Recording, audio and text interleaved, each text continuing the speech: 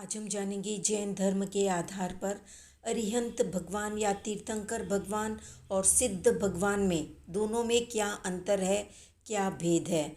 तो अरिहंत भगवान ने मात्र 4 घाती कर्मों का ही नाश किया होता है, जबकि सिद्ध भगवान ने 8 ही कर्मों का नाश किया होता है।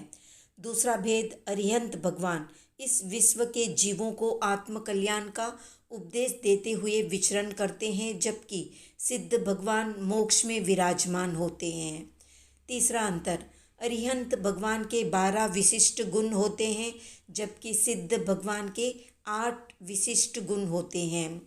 चौथा अंतर, सिद्ध भगवान बिना शरीर के होते हैं, जबकि अरिहंत भगवान आयुष्य पूर्ण करके सिद्ध बनते हैं। लेकिन सभी सिद्ध पूर्व में अरिहंत हो या पहले अरिहंत हो ऐसा जरूरी नहीं होता, वे सामान्य केवली भी हो सकते हैं। पांचवा अंतर, अरिहंत भगवान में शासन की स्थापना करने की विशिष्ट पुण्याई होती है, जबकि सिद्ध भगवान में पूर्व में ऐसा पुण्य हो ये जरूरी नहीं होता। छठा अंतर, विश्व के प्रत्येक जीवों के प्रति अपार वात्सल्य होने से अरिहंत भगवान का वर्ण सफ़ेद रंग या सफ़ेद कलर का होता है, जबकि 8 कर्मों को जलाकर भस्म करने से सिद्ध भगवान का वर्ण या रंग लाल होता है। अब जानते हैं कि अरिहंत भगवान और सिद्ध भगवान को समझने के लिए शास्त्रों में कौन सा दृष्टांत दिया गया है। तो शास्त्रों में बताया गया है कि एक विशाल समुद्र छलक रहा है, अंदर लहरें और तरंगे उछल रही है। इस समुद्र को पार करने के लिए कई मुसाफिर स्टीमर जहाज में बैठे हैं। स्टीमर का कमान या चालक रात के समय स्टीमर चलाता है। उसकी नज़र हमेशा ध्रुव तारे पर जा रही होती है, क्योंकि ध्रुव तारे को देखते देखते कप्तान सही दिशा में स्टीमर को आगे बढ़ाता है और यात्रियों को जल्दी ही उनके गंतव्य तक पहुंचा देता है। तो इसी तरह ये संसार एक विशाल समुद्र है और भव्य जीव है मुसाफिर।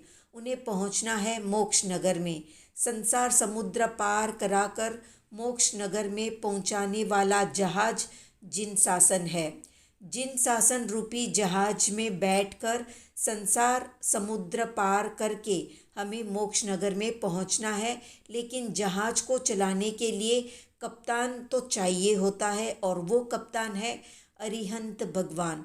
और अरिहंत भगवान रूपी कप्तान को दिशा दिखाने वाले ध्रुव के तारे के समान है सिद्ध भगवान। तो इस तरह अरिहंत भगवान शासन की स्थापना करके हमें मोक्ष की ओर ले जाते हैं, तो वहीं पर सिद्ध भगवान हमें निरंतर मोक्ष रूपी स्थान की दिशा बताते रहते हैं। अब जानते हैं अरिहंत भगवान और सिद्ध भगवान को समझने के लिए शास्त्रों में कौन सा दृष्टांत दिया गया है। तो शास्त्रों में बताया गया है कि एक विशाल समुद्र छलक रहा है, उसके अंदर लहरें और तरंगे उछल रही है। इस समुद्र को पार करने के लिए कई मुसाफिर स्टीमर जहाज में बैठे हैं।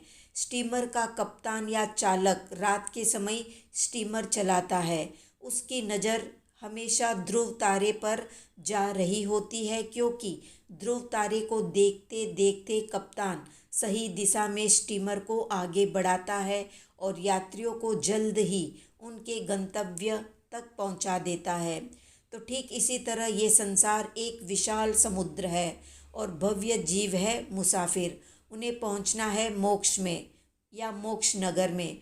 संसार समुद्र पार कराकर मोक्ष नगर में पहुंचाने वाला जहाज जिन शासन है। जिन शासन रूपी जहाज में बैठकर संसार समुद्र पार करके हमें मोक्ष नगर में पहुंचना है, लेकिन जहाज को चलाने के लिए कप्तान तो चाहिए होता है, और वो कप्तान है अरिहंत भगवान। और अरिहंत भगवान रूपी कप्तान को दिशा दिखाने वाले ध्रुव के तारे हैं सिद्ध भगवान।